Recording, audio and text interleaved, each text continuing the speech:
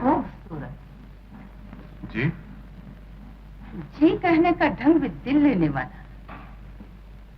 दिल लेने वाला? घबराने की अदा में खूबसूरत आंखें और भी खूबसूरत मालूम होती हैं। श्रीमती जी! लंबा कद, मर्द का जौहर। मेरा नाम जौहर नहीं, अशोक है। नाम भी प्यारा है। अजी मैं शादीशुदा। तब तो बड़े काम के आदमी है। जी? यानी प्यार कर भी सकते हो? प्यार कर भी सकता हूँ और तोड़ भी सकते हो।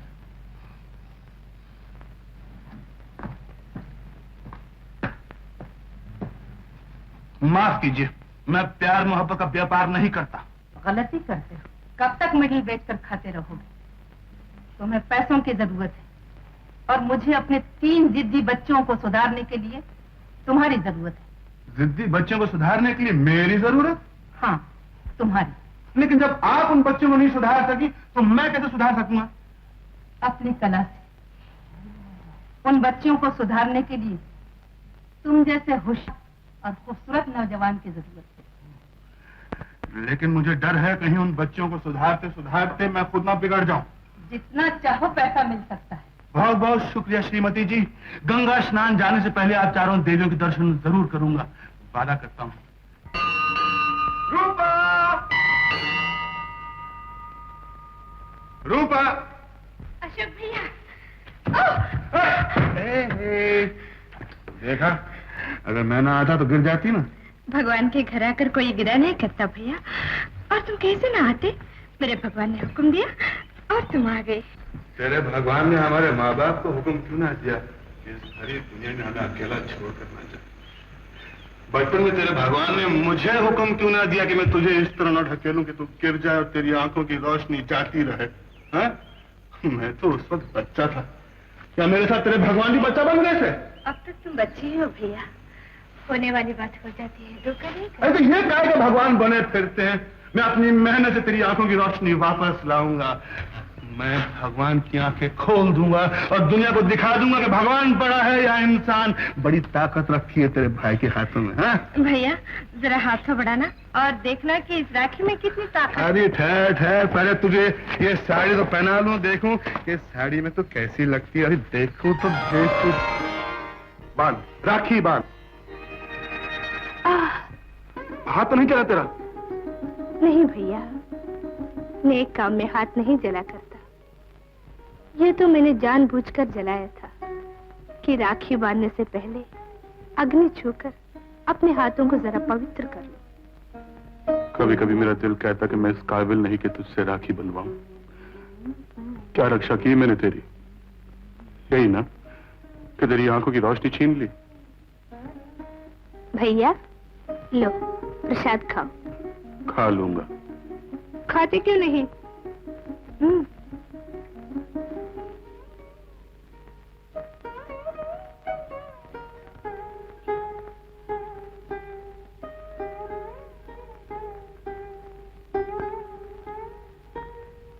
भैया, भगवान का प्रसाद खा लो ना। भगवान का प्रसाद समझकर नहीं, अपनी रूपा का प्यार समझकर जरूर खा लूंगा। आज खा तो लिया ना? कभी कभी मेरा दिल कहता है कि तू सब कुछ देख सकती है, सिर्फ मुझे सताने के लिए। भैया, क्या तुम समझते हो कि मैं देख नहीं सकती? कहो तो ये भी बता दूं तुम इस वक्त क्या पहने हो, कौन सा रंग तुम्हारे कपड़ों का है? बता। तुम सफेद रंग का कोट पहने हो। बोलते क्यों नहीं भैया? मैंने ठीक कहा ना? अरे वाह रूपा, बिल्कुल ठीक। और पतलून ब्लू रंग की। ये भी ठीक। और शर्ट पीले रंग की। बिल्कुल ठीक। रूपा, अरे तू तो सब कुछ देख सकती है, सब कुछ देख सकती है। मेरी बहन को सब कुछ दिखाई देता है, मेरी रूपा को सब कुछ। बेटा अशोक, पोस्टमैन आया था, तुम्हारा खत दे गया। चाची। अरे रूपा, ये साड़ी में बहुत अच्छी लग रही हो। भैया लाए हैं मेरे लिए। चाची, एक हिंदुस्तानी डॉक्टर की चिट्ठी आई है चाची, जिसने वियना में 5 साल गुजारकर आंखों के इलाज की भारी डिग्री पाई। चाची, अब हमारी रूपा की आंखें ठीक हो जाएंगी, हमारी रूपा को आंखें मिल जाएंगी, अब हमारी रूपा देख सकेगी चाची, देख सकेगी। कितने रुपए का खर्चा होगा? हाँ, अरे 15,000 रुपए सिर्फ। 15,000?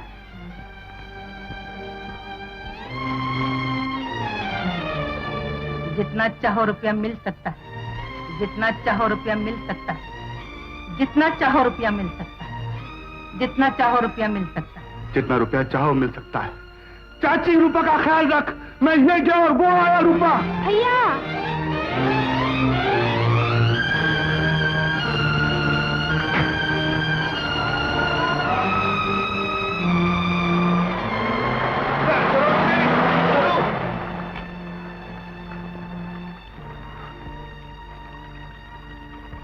सुंदरपुर।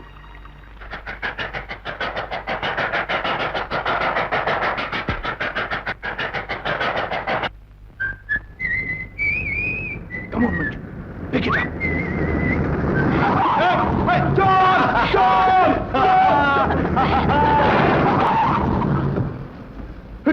ये कोई टेलर मास्टर की औलाद लगती है, दिल चुराने के बदले में कपड़े चुरा रही है।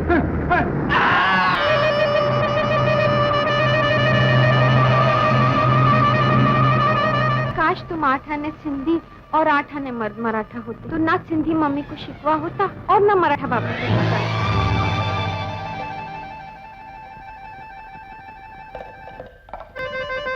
शीला, वो लंगूर को क्या देखने भाई, मेरे को देखो ना। अजीब बंदर किस्म का आशिक पाल रखा है आपने, लटक खुद रहा है और लंगूर दूसरों को कहता है। कौन है तू? लेकिन तुम कहाँ से आए? ऊपर से। ऊपर से? फिर तुम्हें लंगूर नहीं, तुम्हें तो फरिश्ता है। अरे शीला, देख क्या रही, पकड़ ले इनका घुटना और जो बोलना है बोलना। सुनो फरिश्ते, मेरा मराठी बापू मेरी शादी किसी मराठी से करना चाहता है, और इनकी सिंधन अम्मा इसकी शादी किसी सिंधी से कराना मांगती है, और मैं हैदराबादी बीच में लटक को हूँ घंटे की तरह। लेकिन तुम्हारे डैडी मम्मी ने क्या समझकर शादी की? मुझसे पूछकर थोड़ी ही की थी, मैं तो शादी के बाद पैदा हुई। शीला, शीला, अगर मेरे को ये मालूम होता कि तुम्हारे पैदा होने के बाद सूबों में बंटवारा हो जाएगा और तुम्हारे अम्मा बाबा का तलाक हो जाएगा, तो मैं तुम्हारे पैदा होने से पहले तुम्हारे से शादी कर लेता। बच्चे की आवाज सुने, ये वो खटमल की आवाज है जो हमारी मोहब्बत का खून चूस रहा है, इसके बाबा की आवाज। मैं इसकी मुंडी तुम्हारे कदमों में लाके डाल देता हूँ। अब तुम्हें मेरे को बचाना, मेरे फरिश्ते, तुम्हें बचाना। आज मैं तुम्हें जिंदा नहीं छोड़ूंगा। शीला, कान खोल कर सुन ले, तेरी शादी होगी तो किसी मर्द मराठा के साथ होगी। नहीं, मेरी शादी होगी तो सिर्फ सिंधी से होगी। झाड़ू और तलवार? जी हाँ, ये हमारे घर का फैमिली फ्लैग है। खबरदार जो मेरे गाल को हाथ लगाया तो। खबरदार मेरे मूछ को हाथ लगाया तो। शीला, इसे कह दे कि जब मर्द मराठा यहाँ पधारे तो अपनी मनहूस सूरत यहाँ न दिखाए। शीलू, इसे समझा दे कि तलाक के बाद मियाँ बीबी के बेडरूम अलग अलग कर दिए गए हैं, सेपरेट।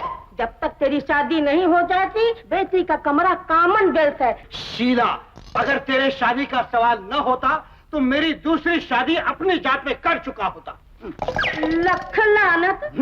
शीलू, इस बुझे हुए पटाखे को समझा दो कि दिवाली बीत गई। भगवान की दया से एक कोल्हापुरी फटाका 101 दिवालियां और मना सकता है। जरूर मनाइए, जरूर मनाइए, लेकिन बेटी की शादी के बाद। अरे, ये तो वही फरिश्ता है भाई जिसने मेरी मदद किया था। गए फरिश्ते भाई, तुम्हें मेरी गाड़ी में आके मरेंगे क्या? तुम्हें मर गए तो मैं भी मर जाऊंगा ना। कौन है ये बदतमीज लड़कियां जिन्होंने 2 घंटे में मुझे 2 बार मोटर से कुचलकर मार डालने की कोशिश की है? ये हमारी मालकिन है ना, सरोजनी देवी, उनकी बच्ची की बच्चियां हैं। अच्छा, तो ये है सरोजनी देवी की बच्ची की बच्चियां? नहीं तो क्या, मेरी बच्चियां। साहब, हमारी मालकिन ये तीनों के गले में पट्टा डालना मांगती। पट्टा? हो, कुत्ते का पट्टा नहीं, शादी का पट्टा। ये देखो, मैं दुकान से ये 3 अंगूठियां लेकर आया हूँ। ये पीली अंगूठी है ना, ये सबसे छोटी अंजू, उसके होने वाले शौहर के लिए। ये नीली अंगूठी मंजली है, उसका नाम है मंजू, उसके होने वाले शौहर के लिए। और ये हीरे की मुंदरी? ये मुंदरी सबसे बड़ी सुंदरी के लिए। उनका नाम है आशा। ये उनके होने वाले शौहर रायज़ादा प्राण के लिए। मतलब ये कि ये मोटरों में बैठ कर अपने अपने फ्यूचर हस्बैंडों के साथ लोगों को कुचल कुचल कर हनीमून की रिहर्सल कर रही हैं? जी नहीं साहब, ये तो ऐसा है कि हाथी के दांत खाने के और दिखाने के और। मोटर में जो उनके साथ में आदमी गए थे वो लोग असली नहीं ही, वो लोग तो भिखारी ही। शादी उनके साथ में नहीं होंगी, शादी तो दूसरे के साथ में होंगी। वो जो छोटी है ना सबसे ज्यादा, अंजू अंजू, उसके साथ में जो छोकरा गया ना, उन्हें है प्रिंस, उन्हें क्रिकेट खेलता है। और प्रिंस गौदी? गौदी नहीं जी, प्रिंस गटौदी। और वो जो मंजली है ना, मंजली, उसके साथ जो छोकरा गया है उन्हें है मॉडर्न मिरासी, यानी कि देसी एल्विस प्रेस्ली मनमोहन। और आशा? इनका तो जवाब ही नहीं है साहब। इन्हों तो तोप का गोला ही तोप का गोला। जब तक 4 नौजवानों का सर नहीं फोड़ डालेंगे तब तक उन्होंने नाश्ता नहीं करते ही नाश्ता। मेरा बस चलता तो तुम सड़क छाप आशिकों को तुम पर रखकर उड़ा देती। इंस्पेक्टर, ये स्पेनिश बुल जिसको मैं यहाँ घेर कर लाई हूँ, इसने मुझे देखकर सीटी बजाई। मैंने घूर कर वार्निंग दी, इसने फिर बजाई। मैंने स्काउंड्रल कहा, इसने फिर सीटी बजाई। यानी स्काउंड्रल कहने के बाद फिर सीटी बजाई? फिर मैंने नहीं बजाई। यू बजाई। फिर इसने यूं करके आंख मारी। मैं हिंदुस्तानी लड़की हूं, मेरी शराफत कैसे गवारा करती। बेशक बेशक। मैंने बंदूक की दुनाली इसकी आंख में घुसेड़ने की कोशिश की कि न रहेगा बांस न बजेगी बांसुरी। ये बुज़दिल घबरा के भागा, एक पत्थर से टकराया और गिरा और इसका सर फट गया। क्या मेम साहब के बयान को मानते हो? बोलता क्यों नहीं मोटू? ये ठीक कहती हैं। प्लीज नोट, ये है बेकार नौजवानों की टोली। ये जलील इंसान कहने लगा हाय स्वीटी, और तूने क्या कहा था? सिर्फ कहा था हाय सोने। और तूने क्या कहा? मैं बंगले में अहमद जान कहा था। मैंने कहा बदतमीज, और इसने कहा जहर नसीब। मैंने बंदूक का निशाना लिया, ये सब उछलकर भागे, एक भैंस से टकराए और जख्मी हुए। मेरी तो नाक भी कट गई। ऑलराइट मिस, मैं रिपोर्ट लिख के लेता हूँ। मुकदमा कोर्ट में जाएगा। मुकदमा कोर्ट में जाएगा? किस लिए? इन सबको सुधारने के लिए मैंने फ्री सोशल सर्विस दी है, जो इनके मम्मी डैडी न दे सके। इन सबको मेरा शुक्रिया अदा करना चाहिए। फिर भी एक का सर फटा है, इसकी नाक कटी है और इतने आदमी जख्मी हुए हैं। क्या तुम लोग कोर्ट जाना चाहते हो? तुम लोग बोलते क्यों नहीं? नहीं, हम घर जाना चाहते हैं। Well then the case is dismissed. अगर तुम लोगों को ज्यादा चोट आई हो तो मैं जीप पर घर पहुंचा दूं। बख्शो, हम पैदल ही चले जाएंगे। यार ये तो राणा प्रताप की चमकती हुई तलवार मालूम होती है। ये चमकीली तलवार तुम्हारे पर चमकेंगी ना तब पता चलेगा। अरे वो हुस्न क्या जिसमें थोड़ा सा बांकपन ना हो। हाँ, कौन सा पन? चल चल चल चल। कहाँ जा रही? मुझे वो सरोजनी देवी के वहां चलना ना। तुम्हारा मतलब है मालकिन? तुम शायद गंगा स्नान करने जा रहे हैं। देवी और देवताओं के दर्शन कर लिए मैंने, बाकी सब कुछ मुझे महेश ने बता दिया। मैं नहीं चाहती कि अंजू और मंजू उन 2 कौड़ी के देवताओं से मिले। मैंने उन तीनों की शादियां अपनी मर्जी से बड़े घरानों में ठहरा रखी। आजकल जमाना बदल गया है श्रीमती जी, लड़का हो या लड़की, लोग अपनी पसंद से शादियां करते हैं। मैं हुक्म देना जानती हूँ, मशवरा सुनना नहीं जानती। जी। पसंद और मोहब्बत, ये 2 गिरे हुए शब्द हमारे खानदान को रास नहीं आते। मेरी एक जुड़वा बहन और भी है, जिसने मोहब्बत की, घर से भाग। ये एक हिंदुस्तानी लड़की के लिए डूब मरने की बात है। आज सरिता ऐसी जिंदगी गुजार रही है जो मुझे कहते हुए भी शर्म आती है। इन बच्चियों की माँ ने मोहब्बत की शादी की एक गलत किस्म के गरीब आदमी से। तंग आकर मेरी बच्ची ने खुदकुशी कर ली। इसका इतना बुरा असर पड़ा कि आशा को शादी के नाम से नफरत हो। मैं पूरी कोशिश करूंगा कि आपकी दोनों बेटियों में पूरी सोबत से बचाऊं और आशा देवी के दिल में दुल्हन बनने के सपने जगाऊं। एक बात और याद रखो, चादर के बाहर कभी पांव फैलाने की कोशिश मत करना।